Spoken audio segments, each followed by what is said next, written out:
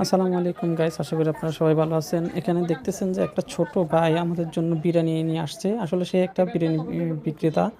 তো সে ছোট ছোট বক্সে করে বিরিয়ানিগুলো বিক্রি করে। আমরা তাকে দেখে তা ডাকলাম এবং সে আসলো এবং আমাদের কাছে বিরিয়ানিগুলো, তার সবগুলো বিরিয়ানি আমরা নিলাম।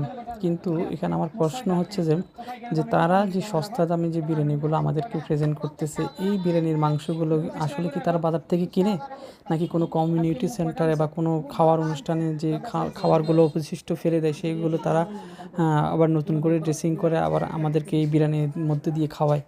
হ্যাঁ, হ্যাঁ, কিন্তু এরকম কিন্তু অ্যাভেলেবল হয়েই থাকে।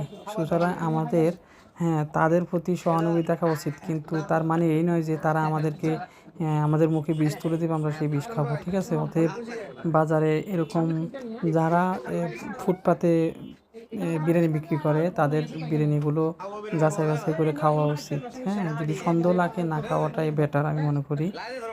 কারণ আমি যতটুকু জানি যে কমিউনিটি সেন্টারের যখন অনেক অধিকাংশ কমিউনিটি সেন্টারে এরকম হয় যে অনেকগুলো খাবার অবশিষ্ট হয়ে যায় বা নষ্ট হয়ে যায় বা ফেলে দেওয়া হয়। তো এই খাবারগুলো তাদের এক শ্রেণীর লোক ওগুলো ওখান থেকে নিয়ে আসে, আনার পরে তাদের কাছ থেকে বিক্রি করে।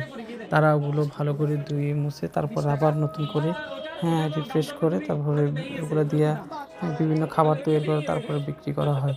কিন্তু তারা ওখান থেকে আনার আগেই যখন তারা ডাস্টবিনে ফেলে দেয় তখন এগুলো অনেক পুকুরে মুখ দেয় বা বিভিন্ন মশা মাছি, হ্যাঁ, আমি মনে করি এই খাবারগুলো বা ওগুলো আমাদের কোনো মতেই স্বাস্থ্যসম্মত হতে পারে না।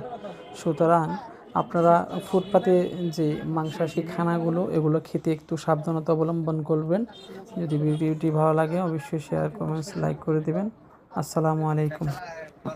আর অবশ্যই মনে করে আমার চ্যানেলটিকে সাবস্ক্রাইব করে দিয়ে পাশে থাকবেন। আসসালামু আলাইকুম ওয়া রাহমাতুল্লাহি ওয়া বারাকাতুহু। দাও তোমাকে বেশি দিছে। ঠিক আছে, আর কত তুমি নাস্তা খাইয়ে দাও। ভালো জিনিস দিবা, খারাপ জিনিস দিবা না। ঠিক আছে, মানুষের খাইও না। ঠিক আছে।